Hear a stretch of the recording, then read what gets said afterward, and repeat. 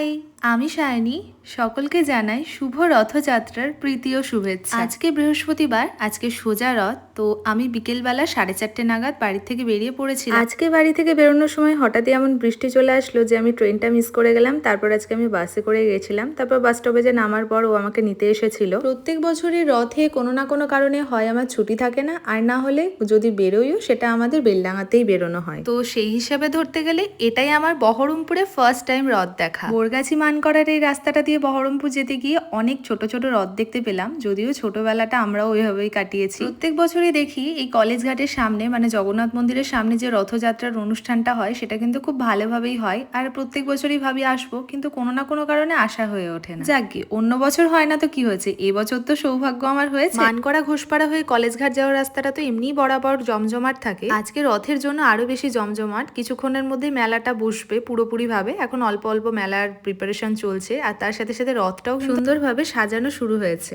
রথের দিন তো অল্প বিস্তর বৃষ্টি হবেই, এটা খুব স্বাভাবিক, যেটা প্রত্যেক বছরই হয়। তো আমরা এখন কলেজ ঘাটে চলে এসেছি। কিছুটা রাস্তা বাইক নিয়ে আসার পর তো এখানে নো এন্ট্রি করে দিয়েছিল, সেই জন্য আমাদের বাইকটা পার্কিং এ রেখে আবার নেমে পড়তে হলো। আগের বছর পর্যন্ত এগুলো ভিডিওতেই দেখতাম যে খুব সুন্দর একটা মেলা বসে আর এখানে খুব সুন্দর রথকে সাজানো হয়, কিন্তু এবছর সৌভাগ্য হয়েছে সামনাসামনি দেখে কিন্তু বেশ ভালো লাগছে। পুরো জমজমাট মেলা বসেছে আর প্রচুর লোকের সমাগম। জগন্নাথ মন্দিরের পাশে একটা গ্রহরাজ মন্দিরও রয়েছে। যেহেতু এখানে 3টে মন্দির রয়েছে, সেই হিসাবে 3টে রথ করা হয়েছে আর 3টে জায়গাতেই প্রভুকে খুব সুন্দর করে সাজিয়েছে। এখন আমি যে মন্দিরটা এসেছি এটা হচ্ছে প্রথম মন্দিরটা। মন্দিরে খুব সুন্দর সময়ে এসেছি, এসে দেখলাম ওখানে প্রভুর পুজো হচ্ছিল, আর এই পাশেই কিন্তু এখানে ভোগ বিতরণ হচ্ছিল, যেখানে খিচুড়ি এবং পোলাও দুরকম ভোগেরই ব্যবস্থা ছিল। প্রচন্ড ভিড় থাকা সত্ত্বেও আমি কিন্তু খুব সুন্দর করে প্রভুর দর্শন করেছি, ভালোভাবে ছবি তুলেছি, ভালোভাবে দর্শন করেছি, তারপর বেরিয়ে চলে আসি। এত ভিড়ের মধ্যে এত বড় রথ হয়তো বা টানতে পারবো না, তবে রথের দড়িটা যদি একটু হাত দিতে পারি এটাতেই অনেক। রথের দড়িতে হাত দিয়ে তারপর প্রণাম করে একটুখানি চরণামৃত নিলাম, তার সাথে আশীর্বাদও নিলাম। এই যে 3টে বড় বড় রথ রাখা আছে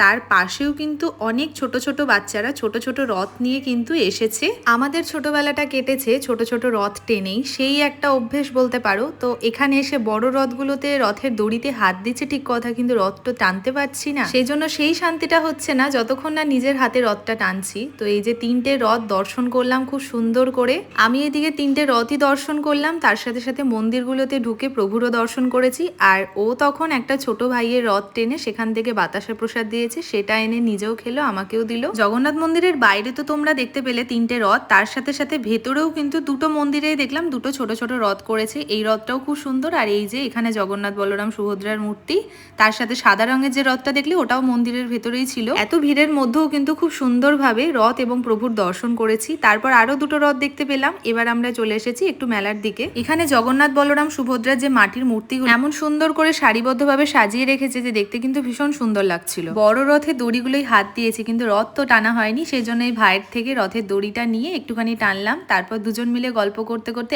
আরো একটা রথ দেখতে পেলাম। কলেজ ঘাটের রথগুলো, তার সাথে প্রভুর দর্শন খুব সুন্দরভাবে করলাম। মেলা ঘোরার পর তারপর একটু ঘাটে এসে বসলাম, ভাবলাম আমাদের হাতে তো এখনো সময় আছে, দুজন মিলে বসে বসে গল্প করছিলাম আর প্রাকৃতিক দৃশ্যটা অনুভব করছিলাম। এখন প্রায় সন্ধে হয়ে এসেছে, এখন দেখেছো কত সুন্দর আলোয় আলোকিত, আরো সুন্দর লাগছে কিন্তু সন্ধেবেলায় দেখতে। গাড়িটা যেখানে পার্কিং এ রাখা ছিল সেখান থেকে গাড়িটা নিয়ে দুজন মিলে আবার বেরিয়ে পড়লাম। ওর একটুখানি খিদে পেয়ে গেছিল, তাই জন্য বললো চল কোথাও থেকে একটু কিছু খেয়ে আসি। তার জন্য আমরা মোহন মোড়ের কফি হাউসের সামনে চলে এসেছিলাম। আর আজকে যেহেতু আমি নিরামিষ খেয়েছি সারাদিন, সেই জন্য আমি ভাবলাম না আজকে আর কোনো আমিষ খাবো না, ওই জন্য আমি একটুখানি ফুচকা খেয়ে আবার চলে আসলাম কফি হাউসে। আজকে আমার আসার কোনো প্ল্যানিং ছিল না কফি হাউসে, কিন্তু ওর প্রচন্ড খিদে পেয়েছে, সেই জন্য বললো চল কিছু একটা খেয়ে আসবো। সেই জন্য এখানে এসে আমরা পানির পকোড়া আর একটুখানি কফি অর্ডার করেছিলাম দুজনে মিলে। কফি হাউসে এসে একটুখানি খাওয়া দাওয়া করে পেট শান্তি করে আবার আমরা চলে আসলাম বহরমপুর পুরনো হাসপাতালের কাছেও। এখানে জগন্নাথ মন্দির রয়েছে, এখানকার রথযাত্রাও কিন্তু খুব সুন্দর হয়, রথটাকে খুব সুন্দর করে সাজায়, তার সাথে জগন্নাথ মন্দিরে প্রভুকে কিন্তু ভীষণ সুন্দর করে সাজায় আর প্রচুর লোকের সমাগম হয় এখানেও। এই যে দেখতে পাচ্ছ কত সুন্দর করে সাজিয়েছে। তোমরা কারা কারা এখানে এসেছো এবং এখানকার রথযাত্রা সাথে প্রভুর দর্শন করেছো কমেন্টে কিন্তু জানিও। বাইরের ওই প্রচন্ড ভিড় ঠেলে ঠুলে তারপর আমরা মন্দিরের ভেতরে ঢুকলাম। মন্দিরে কিন্তু এখানে জগন্নাথ বলরাম সুভদ্রার সাথে সাথে আরো